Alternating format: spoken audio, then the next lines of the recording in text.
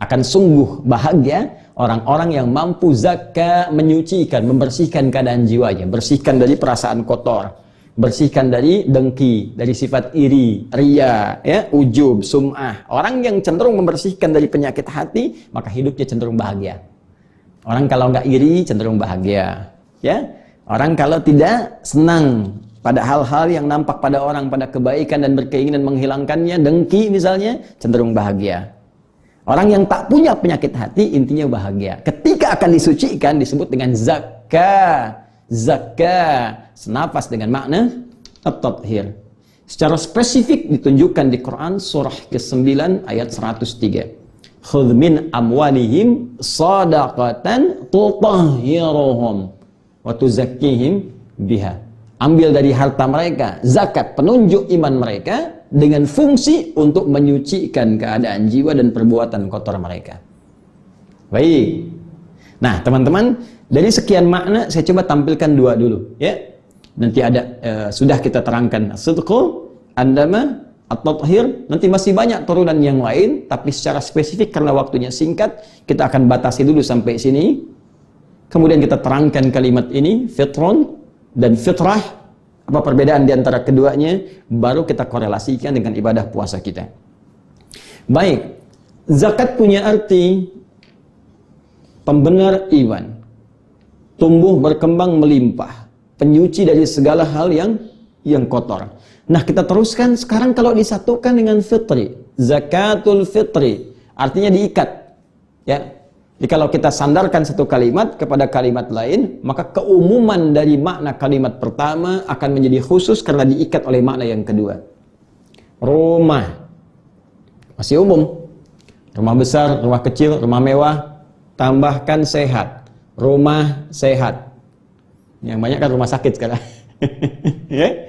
Baik, tambahkan sehat. Berarti rumah-rumah yang tidak sehat tidak masuk dalam makna ini. Rumah mewah, berarti yang tidak masuk kategori mewah tidak masuk ini.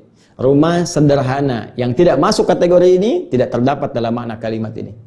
Baik, zakat masih umum.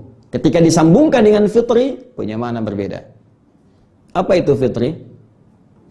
Jika disebutkan fitron, maka dia senafas dengan kata futur atau iftar yang berarti makan.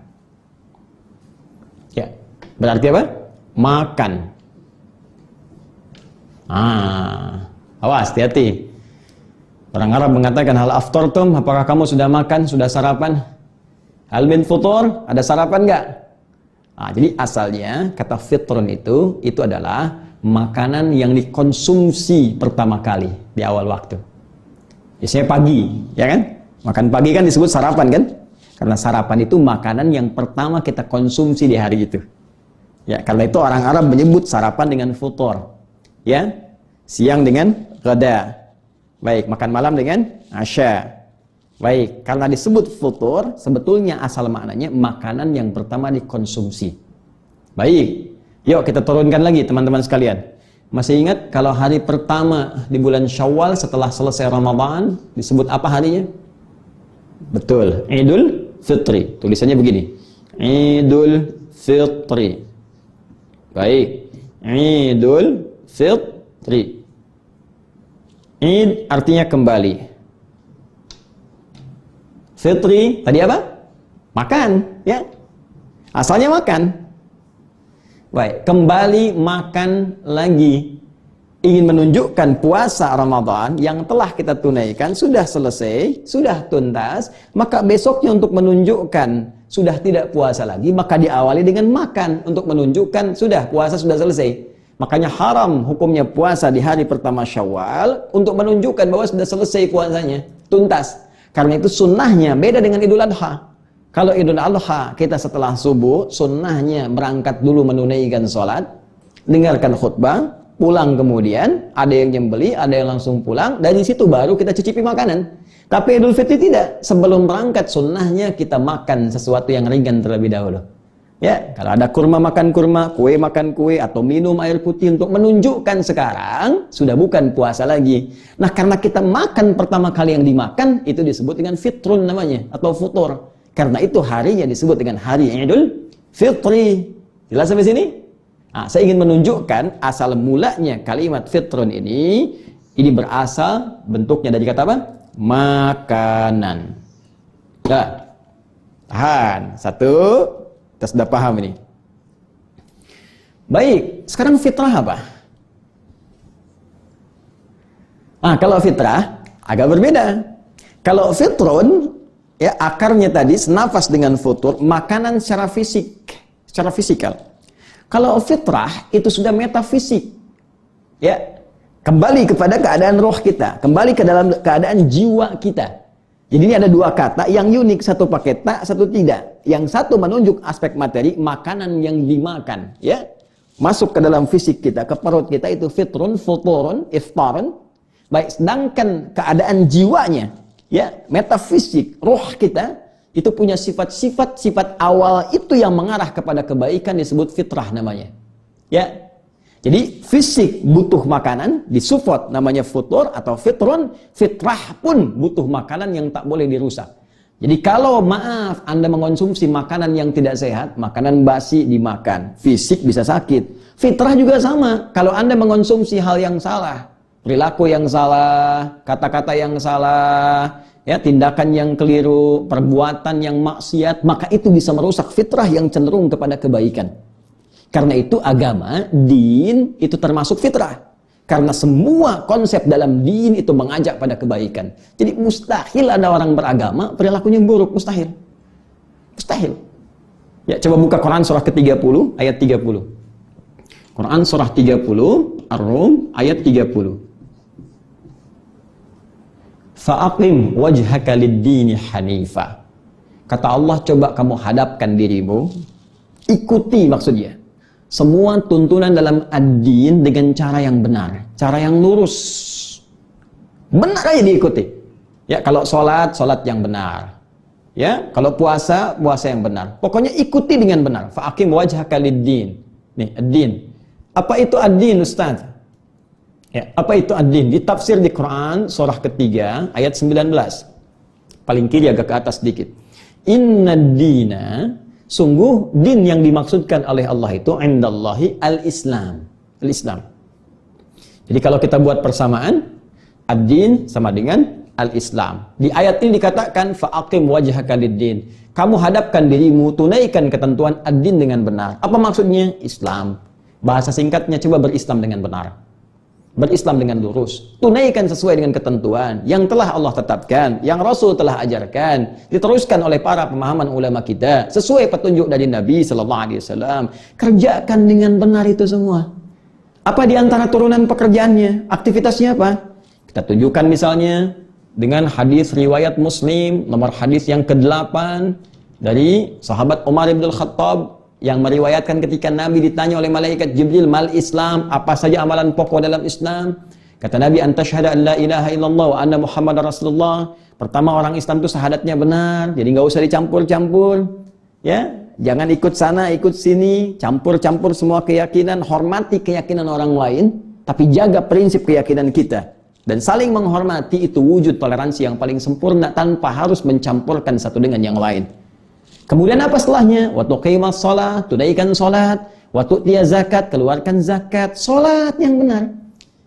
Makanya kalau orang salatnya benar, diikuti dengan benar, dia jadi orang baik. Karena itulah muncul keterangan di Quran surah ke-29 ayat ke-45. Innas salata tanha 'anil fahsya wal munkar. Sungguh kalau orang salatnya benar akan terbebas dari dua sumber keburukan. Satu fahsya, dua mungkar. Gak ada yang lain. Kata-kata kotor, jorok, gosip, pornoaksi, pornografi, fahsya. Korupsi, merampok, membunuh, membegal, menipu, segala rupa, mungkar. Jadi kalau orang sholatnya benar, mengikuti syariat dengan benar, Islamnya benar, dinnya benar, jadi orang baik. Nah, belum selesai ayatnya. Fitratallahi allati fataran nasa 'alaiha. Itulah fitrah yang Allah tetapkan pada setiap manusia, tanpa kecuali. Jadi kalau manusia itu, maaf, kembali kepada fitrahnya, pasti jadi orang benar. Pasti jadi orang lurus. Bagaimana cara menghadirkan kebenaran itu? Ikuti petunjuk agama dengan benar, yang dimaksudkan Islam. Ikuti syariatnya, ikuti tuntunannya, ikuti arahannya. Maka kita bisa simpulkan, fitrah itu adalah nilai-nilai kebenaran. Jujur itu fitrah. Tawadhu, ya, rendah hati itu fitrah. Dermawan itu fitrah. Lembut itu fitrah. Karena itu nilai agama keseluruhannya mengajarkan pada nilai-nilai kebaikan itu. Nah, kalau ini kemudian dihambat atau ditutup, bahkan dikotori dengan perbuatan maksiat, seharusnya jujur jadi bohong, seharusnya lembut jadi kasar, seharusnya mencinta jadi mencela, seharusnya merangkul jadi memukul. Kok tiba-tiba belajar agama jadi pandai marhardik? Kok tiba-tiba belajar agama jadi pandai mencela? Katanya mau ta'lim tapi sama-sama saling berselisih. Maka di mana nilai-nilai fitrahnya? Maka ini yang harus dikembalikan.